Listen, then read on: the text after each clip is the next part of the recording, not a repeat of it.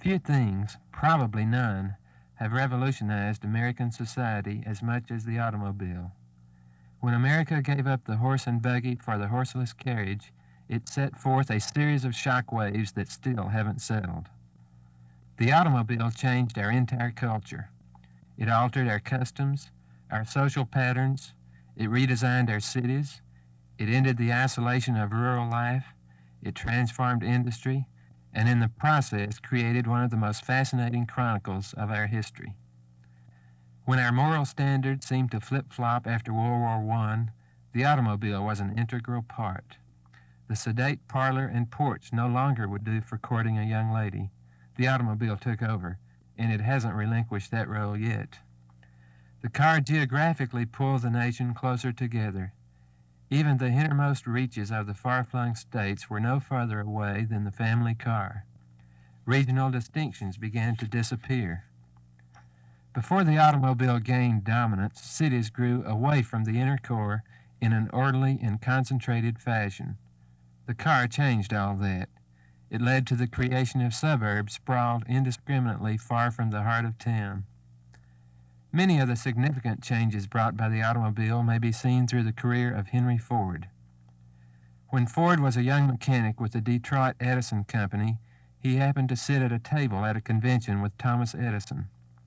Someone told Edison that young Ford was tinkering with a gasoline-powered automobile.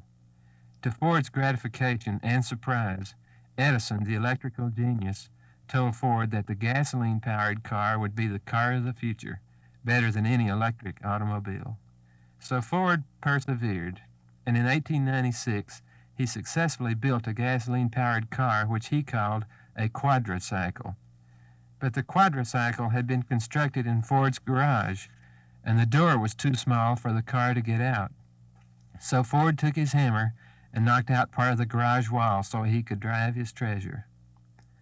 In the first decade of this century, automobile manufacturers were gradually making their cars more luxurious and expensive, aiming for a high-income market.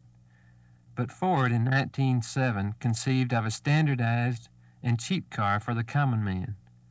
The result of his idea was the Model T, a car whose design he froze to keep the price low. The Model T, more than any automobile, put the nation on wheels and led to the transformation of society. In 1912 and 13, Ford developed the continuously moving assembly line. He had picked up the idea from an overhead trolley used by Chicago meat packers for moving sides of beef. A year later, Ford and his partner were responsible for another dramatic development, the $5 workday. When it was inaugurated in 1914, it doubled the prevailing wage standard. At the same time, Ford reduced the workday from 9 to 8 hours. The New York Times decried the plan as utopian. The Wall Street Journal called it an economic crime, but Ford prospered more than ever. The day after the $5 a day announcement, 10,000 men collected in front of the plant in an unsuccessful effort to get hired. Several days later, they numbered 15,000, and a week after the announcement, the now disgruntled mob charged into the plant in anger. They had to be repelled in the 9-degree weather with fire hoses. Ford resisted the industry's practice of introducing a new model every year until 1926, when sales of the Model T were falling. Ownership of a Model T by then amounted to a public confession of failure. Ford shut down his plant for a year and designed the Model A to try to regain the top spot in the market, which by now was held by General Motors. A few years later, in 1933, President Hoover's Committee on Social Trends was ready to conclude this about the automobile.